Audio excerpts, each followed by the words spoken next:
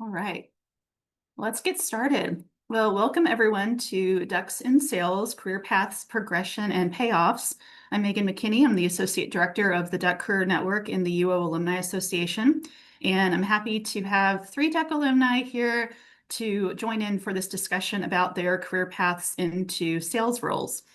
So, sales is everywhere, from tech and pharma to real estate and advertising, and it can be a fast track to leadership, financial success, and diverse skill development.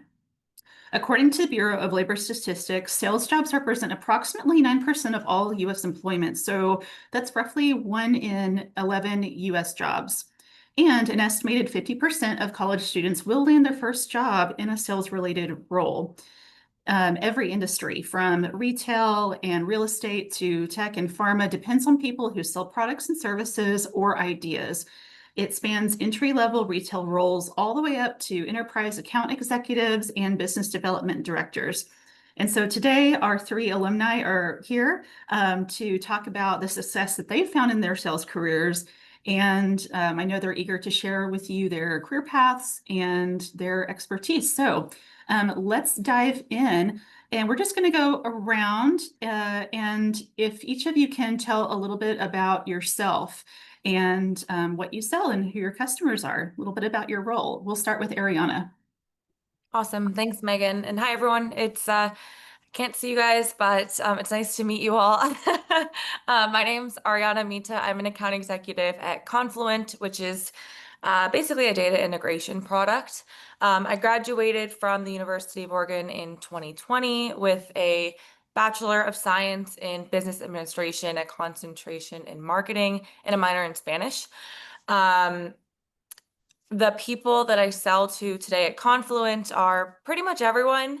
I actually heard that, well, today Amazon Web Services had a big outage, and I believe Canvas was impacted by that. I was seeing things online, so hopefully you guys all get some extra time on your assignments. I know we're hearing all about it in the tech world, and that's exactly kind of what I sell. They host all your data. I sell a data integration product. I speak with engineers, IT folks, and architects in my job today. Thanks, Ariana. Cole, you want to go next? Hey, how's it going, everyone? My name's Cole Conklin. I'm a strategic account executive at Microsoft. I graduated from the U of O in 2019. I studied business with a minor in computer science. I've been at Microsoft for my entire career since graduating. Right now, I manage a single client. So we have a big relationship with the client is a global media and entertainment conglomerate. And Microsoft sells a lot of different things, right? So we have Office, Teams, cloud, security, support, etc. And so I have a number of folks that are product specialists that sell each one of those product lines. And then I manage the team and the overall relationship with this big media company. So looking forward to answering any of your questions and hopefully educating you guys about some stuff in sales. Thanks, Cole. Michael? Hello, everybody. My name is Michael Wageman. I'm a sales and marketing manager for DMP America. I graduated from the University of Oregon in spring of 2019. And I've been mainly handling our renewable energy side of the business. So products that are components that go into batteries used in EVs, as well as consumer electronics, as well as components that go into solar panels. So as such, my customer base has been mostly automakers, EV battery manufacturers, as well as big tech companies that work in the consumer electronics space like Apple, Google, Amazon, Microsoft, as well as solar panel manufacturers. Really excited to, kind of help you guys find your way in sales and hopefully can provide some insight into what kind of my industry looks like. Thank you. All right, so let's dive in. Let's try to demystify how people land their first sales job. So our first question here for you guys is, how did you land your first role in sales? And was sales always your plan? And what skills or experiences helped you stand out in gaining access into this industry? So we're going to go around. We'll start with Cole, and then we'll go to Ariana and then Michael. Cool, thank you. So sales was not my plan. I originally was studying computer science and business at U of O, thinking that I was going to be a software engineer, but that it might be cool to work in something like finance where you need that business acumen. What ended up happening is I got a role at Microsoft, which is called a cloud solution architect, but that role goes by many names in the industry, sales engineer. Essentially, what you are is you're the technical person on the sales team. So you're not in charge of quota or closing business, but you're just that technology focused person. From that role, I learned that sales is pretty cool, and I wanted to work more on that side of the business. So within Microsoft, I worked with my management to eventually make that transition. But the point is, sales is across every industry. So even just knowing that I wanted to be someone in technology, I ended up at a technology company in a sales organization. And that's what eventually led me to being purely in sales like I am now. Awesome. I'll tag in here. I grew up in the Bay Area. Both of my parents worked in tech, so I thought, okay, maybe that'll be my route. I concentrated in marketing, actually. I thought that was going to be the fit for me. Upon doing I did an internship the summer before I graduated, realized it wasn't for me, but I still knew I wanted to work in tech, similarly, maybe to Cole. And when I graduated, COVID had just started, so definitely wasn't the best time to find a job. But I was working with some recruiters. You'll constantly get recruiters from all different industries in your inbox, like have conversations with them, chat with them. And that's how I landed my first sales role. By no means did I know that I really wanted to do it. My parents told me I needed a job. I needed a job, right? I wanted to move out. So that was pretty much how I fell into it. I guess 5.5 years later, it turned out to be something that I like to do and that I'm pretty decent at. So yeah, it just kind of happened by conversations and recruiters, I'd say. Yeah. Awesome. Michael? Yeah. So I think in contrast to Ariana and Cole, I always kind of knew sales was probably the way that I was going to go. Growing up, my parents always told me I was either going to be a lawyer or a salesman just because I love to talk so much. And a lot of times love to debate. But, I throughout college, I was trying to find kind of what my niche would be and my kind of what and my why of why I wanted to be in sales and what I wanted to sell. And I really kind of leaned into my Japanese heritage and my bilingual ability with Japanese as a strength, which kind of led me to looking for Japanese companies that are looking to either expand their business into the Western world, enter into the Western world. And fortunately, I got a internship summer after my sophomore year for a large Japanese corporation that was working in factory and warehouse automation and robotics, kind of system sales or solution-based sales. And I ended up really enjoying it. Thankfully, the internship was deemed successful enough for me to be offered a full-time position after graduation. And that was kind of the start of my, my what and my why of why I wanted to get into sales, finding an opportunity to help people solve a problem, which is, I think, a big part of solution-based sales. So that was kind of how I found my role and found my niche in sales. Great. Thanks, Michael. So let's touch upon some of the many facets of sales and the different career paths across industries and functions and growths and specializations. Ariana, my question for you is, how has your role in sales changed as you've gained experience?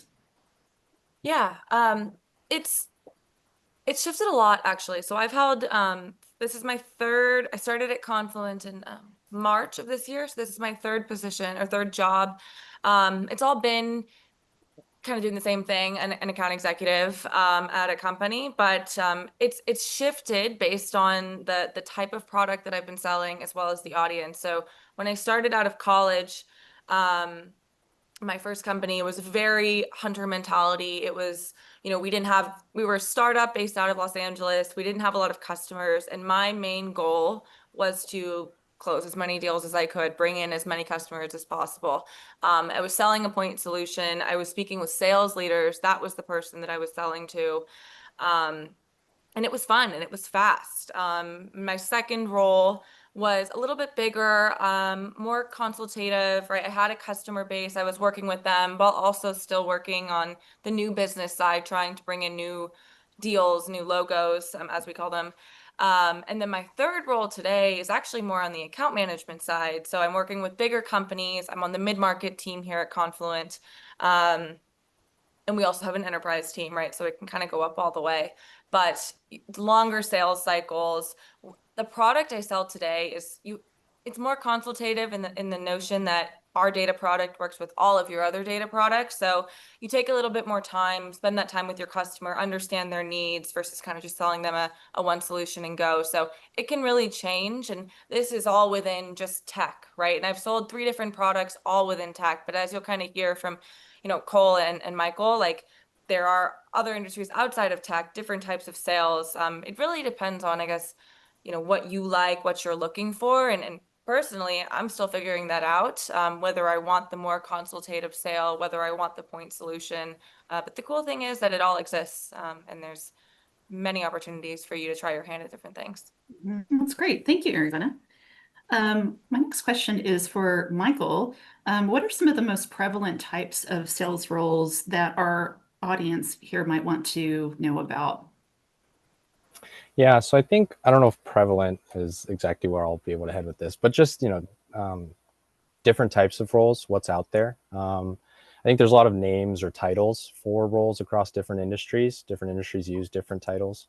But I think at the end of the day, it comes down to being just that. It's a sales role. And the biggest difference, I think, mostly comes from the what and the why of what you're selling.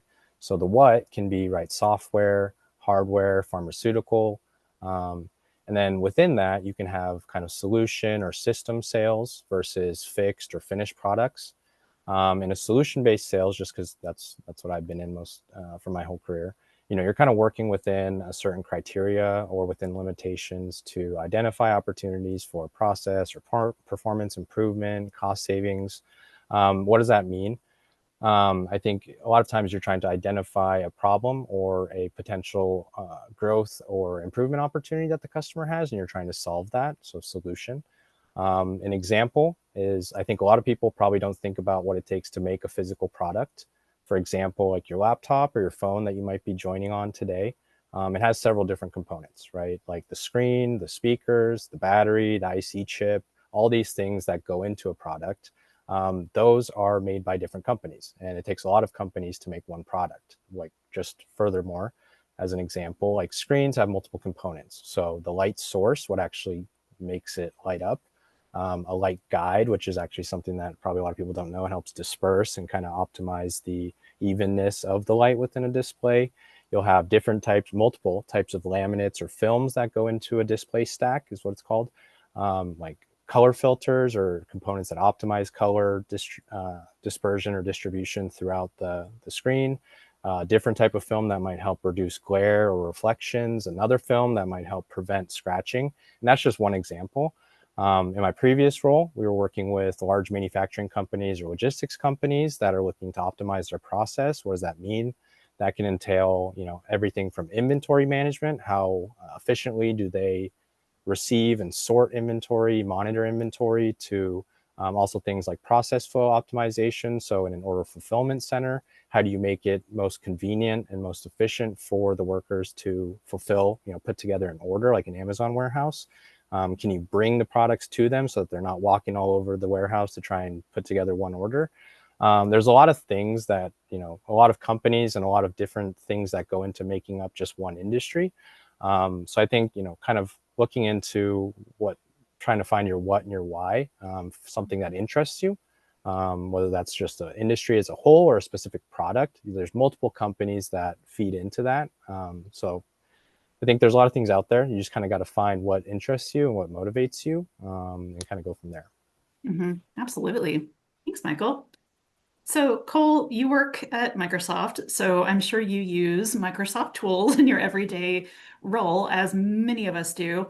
But maybe you can touch upon some of the other tools and platforms that are essential to you or someone working in sales on a day-to-day basis. Yeah, sure. So first of all, you are right. Being at Microsoft, we primarily use Microsoft tools and products. But for each one of those tools and products, there is a direct competitor that a lot of folks at different companies are going to use. An example would be right now we're on Zoom. I use Microsoft Teams right in my day-to-day. So I guess I'll talk more about the types of tools. The first would just be communications platforms. So Zoom, Slack, Teams, Outlook are all examples of way that you would interface with your clients. That is honestly the majority of my day is being on the phone with folks, being on video conferences, talking to clients or talking to internal teams that we then send out to the clients. So the communications platform. The second would be what's called a CRM, or which I believe is customer relationship management, something like that. And that's basically where you enter in your sales opportunities. So on a weekly basis, right, I have my whole team on a call on Teams, and we go look at the CRM and we look at our pipeline and our forecast, like what deals or opportunities do we have? How are we tracking to close them? What help is needed from me or from other folks to get those deals over the line? And you'll see a lot of different types of CRMs. Microsoft's is called Dynamics. It is very small, not the biggest out there by any means. Salesforce is the most predominant. But I would say those, as a salesperson, communication and then tracking deals are the primary ways that we utilize technology day to day. Thanks, Cole. Yeah, Microsoft Teams, use it every day. Yeah, absolutely. Ariana, I have a question for you. Have you, in your time in sales, pursued any specific certifications or mentorship opportunities or trainings that have really helped you grow in your sales career? Yeah, this is something that I'm actually making a focus for myself. As I kind of think about, what could my next 5 years look like? What do I want to do after? Do I want to go into leadership? Do I want to stay in an individual contributor role, basically being an account executive or being a manager?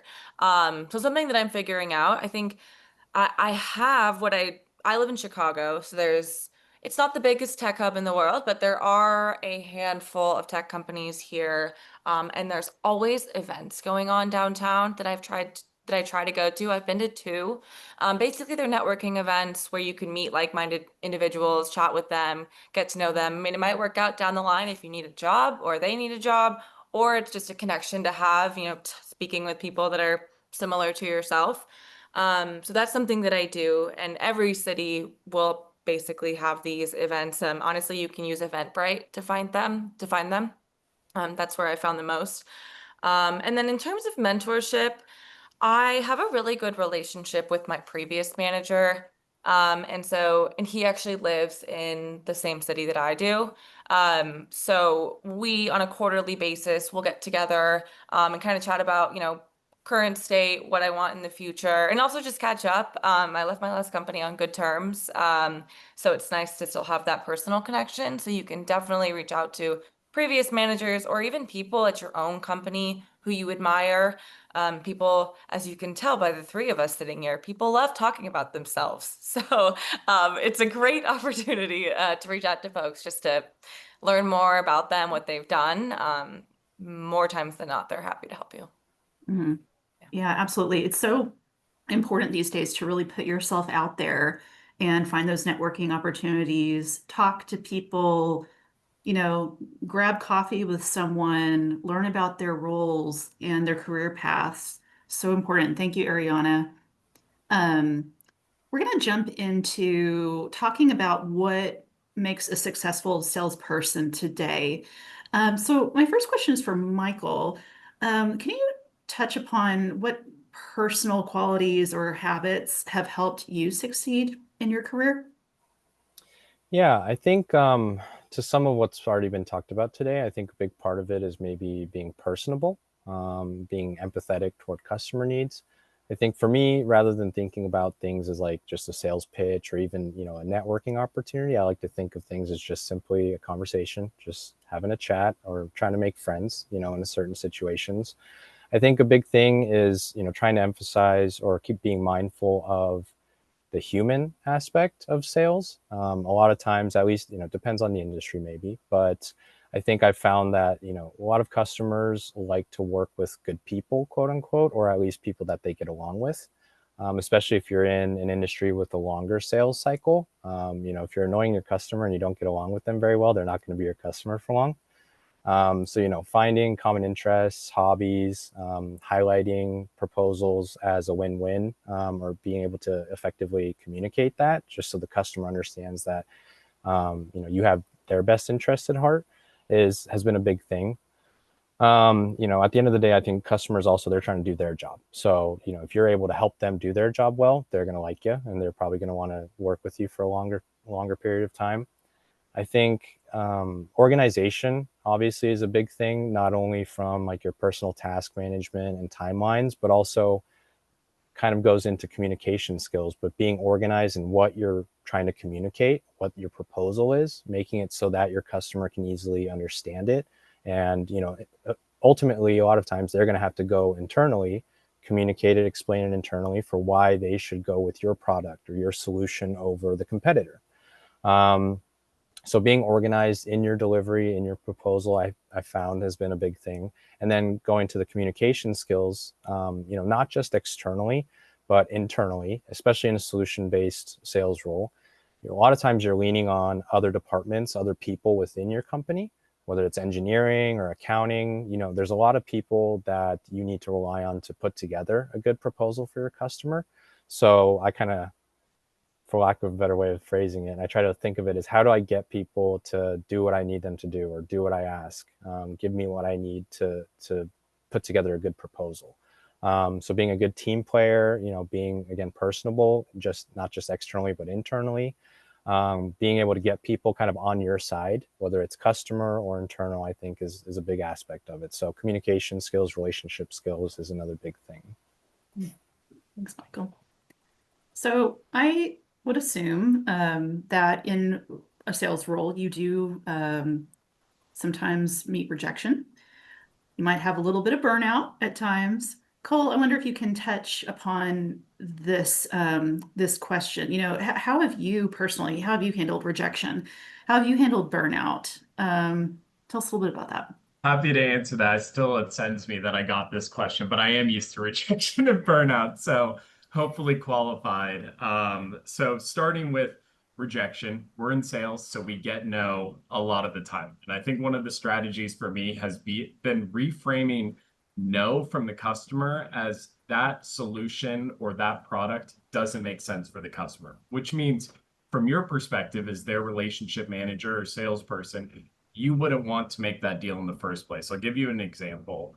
One of the most common types of contracts in my tech sales industry is called a commit to consume. So it's over a certain amount of period. Rather than pay you up front, the customer is committing that they will buy a certain amount of product over that amount of time. So let's say you sign something for $200 million over 3 years, and you really pushed hard to get the customer to sign that, and they did. But at the end of that 3 years, they've only used $150 million worth of your product.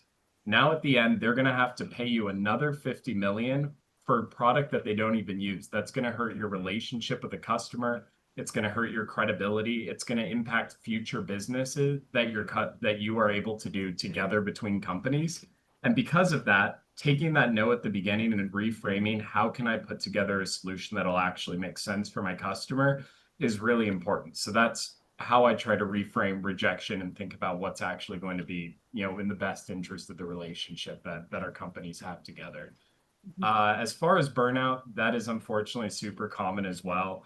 As I'm sure my peers would be the same, a lot of our compensation or salary is handled by quota and how well you perform. And I think that drive to constantly be performing in order to hit your numbers, in order, frankly, to make money, can tire a lot of people out and kind of burn them out of the industry. The thing that I try to think about that keeps me going is, what is my long term? Michael talked about his what and his why.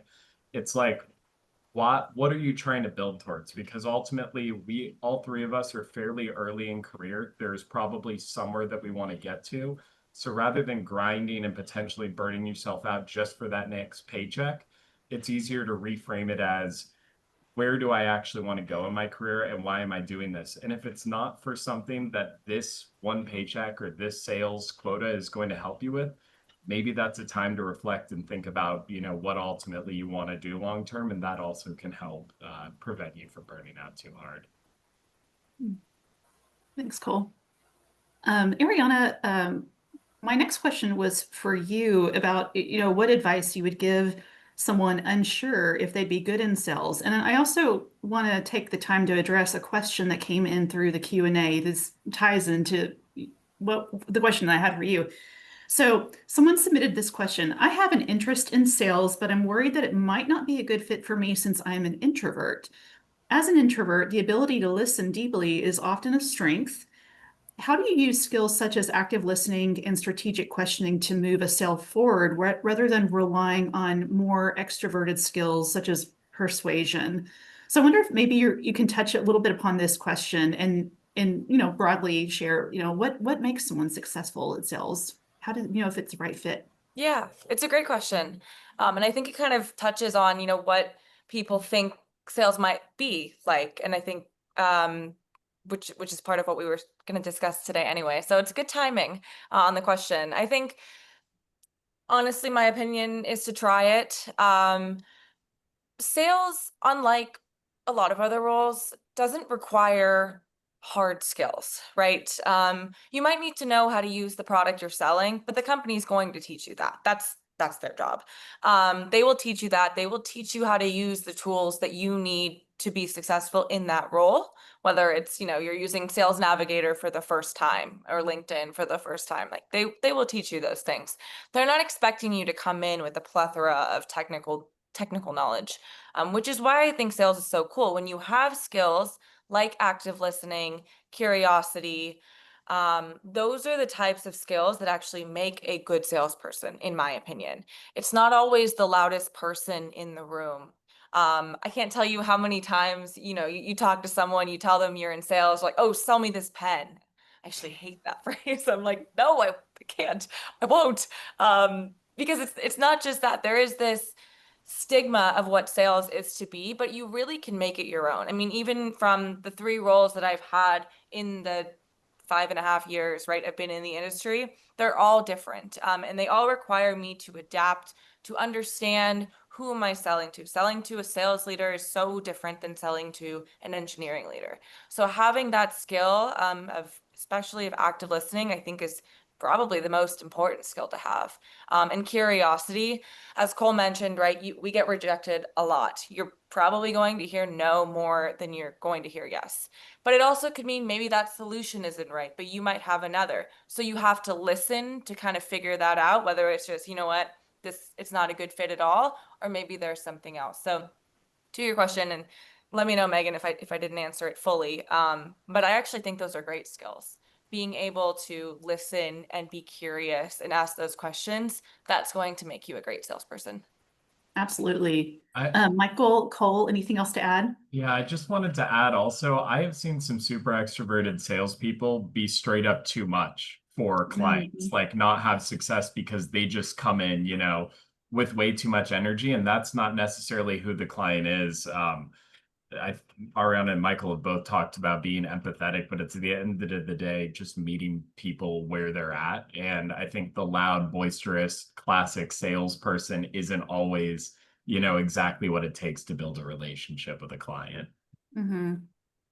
Yeah, that's a good point because I think a lot of folks just envision the very extroverted, very in your face, won't take no for an answer kind of salesperson, as it can be stereotyped. So thank you for sort of, letting us know. Yeah, it doesn't always take the loudest person in the room. It takes someone who's personable and authentic and genuine. And so, yeah. All right. Um, so Cole, I have a question for you about career pathing in this industry. Can you tell us a little bit about where a career in sales can lead in the long term? So thinking about leadership opportunities, diving into entrepreneurship, customer success. Maybe you can touch on that for us. Sure, absolutely. I'd say the primary ways that folks see to progress in the career ladder, their trajectory at sales would be the following. The first is working with larger accounts that do more business with your customer. So we often say SMB, that's like small, medium business, maybe corporate or mid-sized business, enterprise, and then like strategic or global accounts. So that's one way we're often the roles at the higher levels will make more money. You will be accountable for more revenue, and you will have a lot more visibility within your company. The second is raising yourself through management. So going from an account executive or a business development representative to someone managing those folks. And then from there, maybe, I don't know, directors, VPs, et cetera, and going up the traditional management ladder. And then the third, I would say that's very related to sales is entrepreneurship. So my mentor when I was at the University of Oregon was John Herman, who was a U of O grad in 1960, and he was the CEO of Sperry Topsider Apparel, has a scholarship named after him at the U of O. And he also founded N Sport and Duffel Sport. And what he told me about his entrepreneurship journey is that he had started in a sales program right out of U of O in 1960 and learned the skills that he ended up needing to then be a leader at these companies. And the reason why, he said, is a CEO of any early stage venture is ultimately a salesperson. That's because they're responsible for two things: generating business and fundraising. So fundraising is how you get the support to even start your business, pay employees, and fundraising is a sales activity. You are establishing relationships with wealthy people or clients that are going to invest in your business, right, for some type of return. And then you also need to establish early clients for any business that you start. And once again, that is, I mean, by definition, a sales activity as well. So in John's opinion, oftentimes founders that come from a sales background are going to have a lot of success because entrepreneurship is such a sales driven activity. So those are a few ways I think you can progress your career out of a sales beginning. Yeah, wonderful. Michael, Ariana, anything else to add to that last question before we jump into the Q&A? Awesome. Thanks, Cole. All right, so we had some questions come in via the registration form that I hope that we can address. So I'm just going to toss some questions out there, and whoever wants to tackle it, feel free to jump in. So the first question that we had come in was, what strategies do you use to build a successful sales team? Anyone feel free to jump in.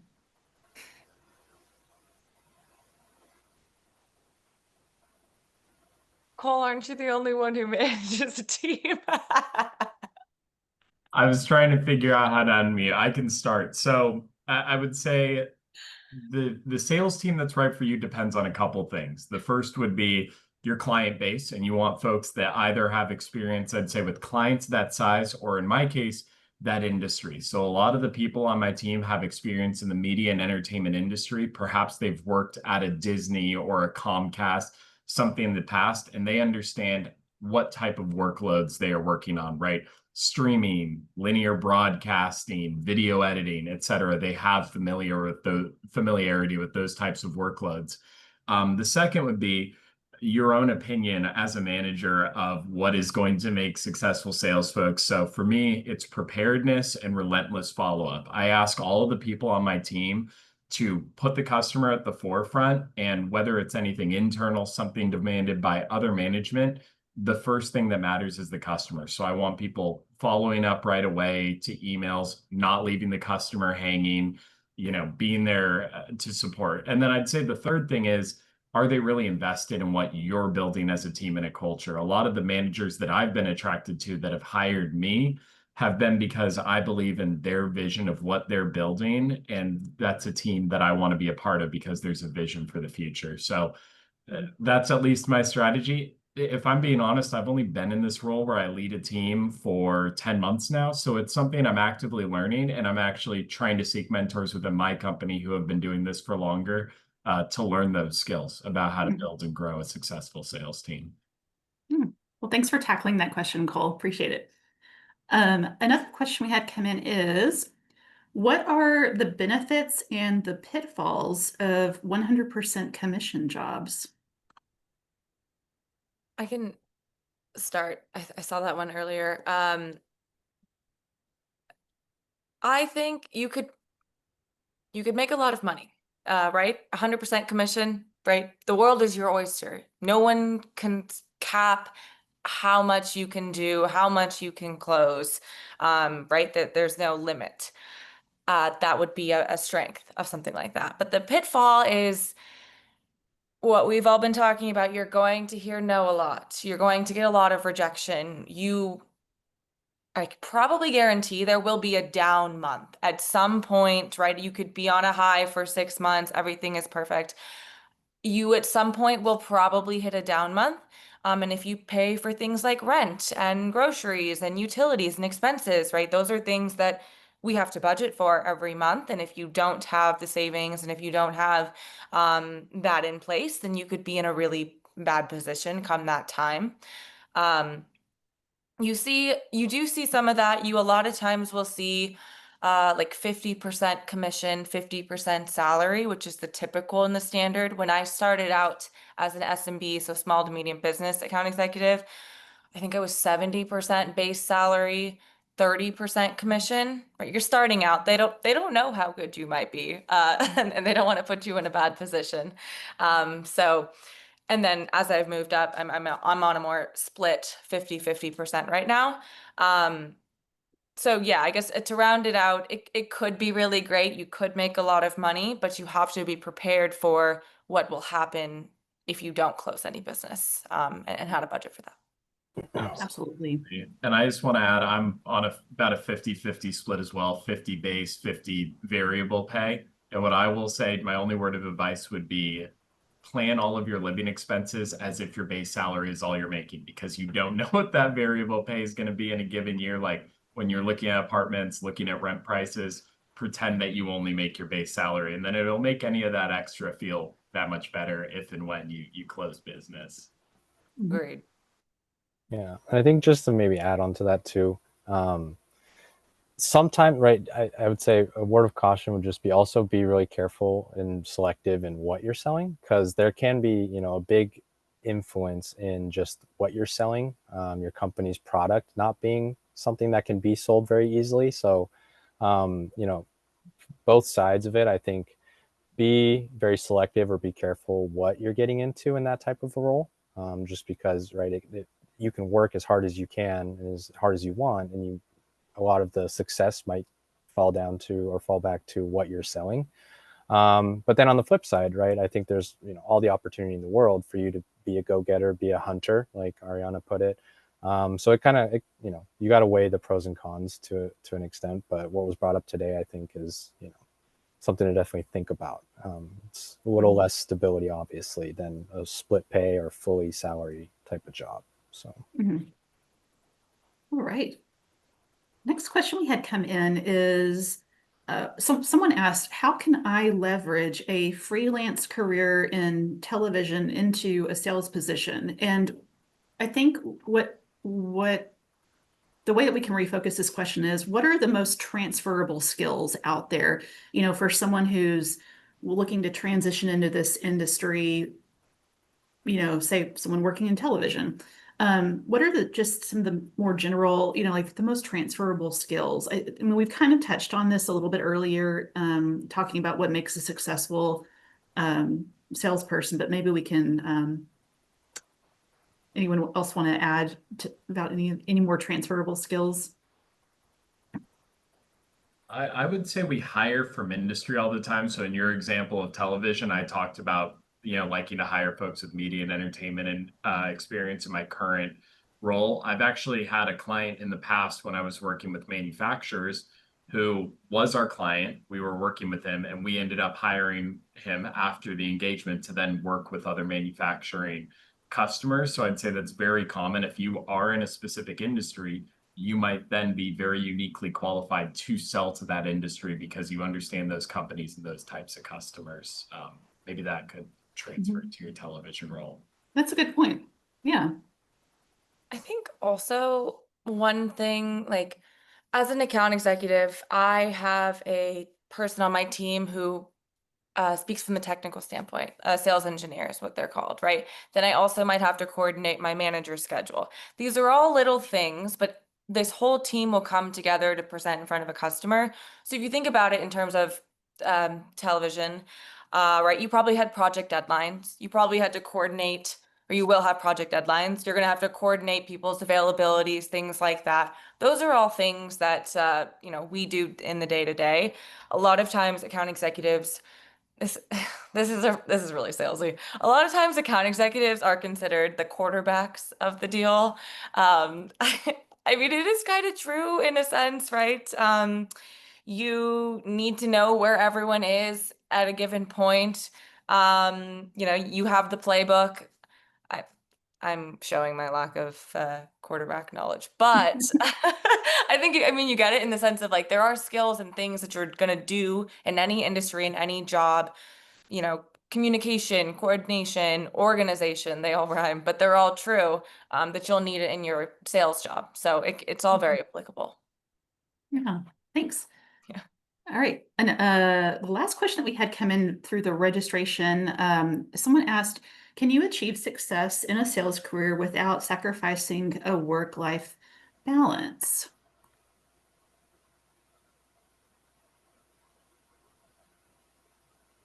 Is it possible? Who would like to tackle that question? I know when we were planning this webinar, I think one of you had said that your role involves a bit of travel, which I think is maybe standard for a lot of sales jobs. So I wonder if any of you can touch upon a little bit about how you've managed your role while still maintaining some balance there. I'll take a stab at it. I'm not gonna lie, my current role, the hours have been a little bit rough in terms of managing folks and managing deals, and my customers going through a big public merger. But sometimes it depends on different roles. So my example would be in the past role I was in, which at Microsoft is called a cloud architect, but it's called a solution engineer or a sales engineer, a lot of other places. You aren't the one establishing business. You sometimes have business or engagements handed to you from someone like an account executive who goes out and finds it.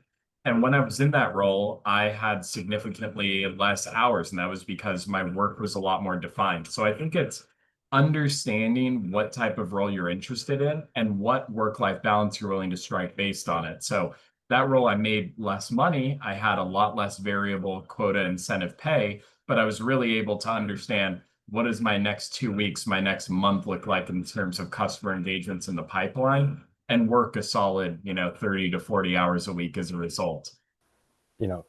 What's your expectation or your, level of success look like is a big part of that, right? Because you can be plenty successful and maintain a career while having, sort of a more 9 to 5 type of work schedule or something like that. So part of it just depends on how the company you work for values or looks at success, what that entails for you personally and how that builds out your schedule. Same as Ariana, I'm fully remote, but then I travel a lot for my job. Right now, I'm okay with that. I'm not feeling burnt out or anything anytime soon, but that's because I enjoy traveling. That's kind of a little bit of my socialization is when I'm going out to these other cities with coworkers and meeting with clients and things like that. So I think it comes down to what you think is success and what you think is work-life balance. And then how does that feed into where you're trying to go with your career, to Cole's point, right? So. Thanks, Michael. Well, we are about to wrap up this webinar, but before we go, just to close it out, is there any one last piece of advice that you would share with someone considering sales? Any last insight to share?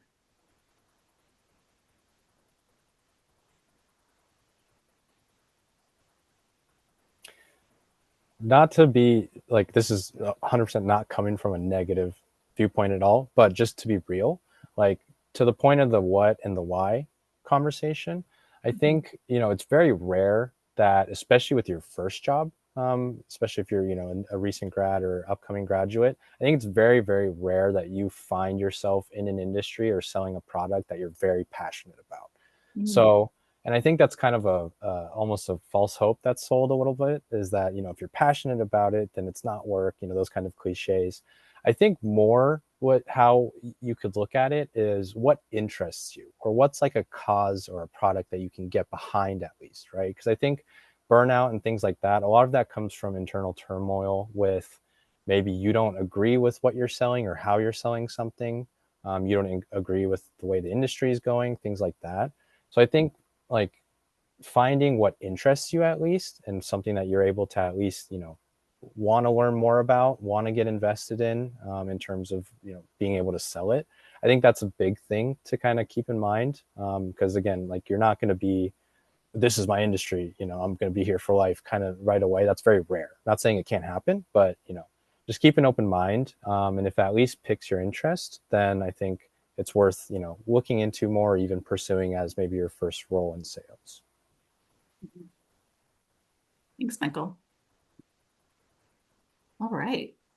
I would say also the other cool thing about sales is if you get after it, your trajectory, you can grow a lot faster possibly than other roles. I know that a lot of friends who work in other parts of corporate America, there's either limits on, you have to be in this role for 2 or 3 years before you're allowed to move up. You have to really showcase and like promote the work that you're doing so your manager understands what value you're adding to the team. With sales, it's pretty simple with the quota, right? You crush it, it's very easy to justify promotion, say, hey, I'm killing it at this level, I'm ready for that next one. So compared to a lot of other places that I've seen people start out in their young 20s, sales is the one where I've seen the best people get promoted the fastest to the highest role. So that nature of it is pretty sweet. Yeah, nice.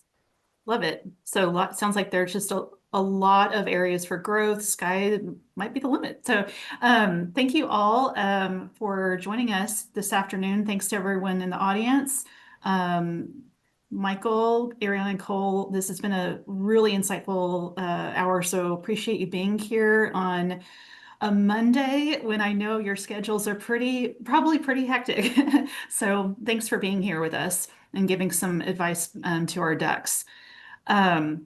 A recording of this webinar will be sent to everyone that attended in the coming days. And in the meantime, if you would like to provide the Duck Career Network with some feedback regarding future programming, you can scan the QR code on the screen or click the link in the chat. That just helps us in planning some awesome programming coming up. So with that, everyone have a great rest of your day and go Ducks. Good. Go Ducks. Megan. Thanks, everyone. Bye. Bye.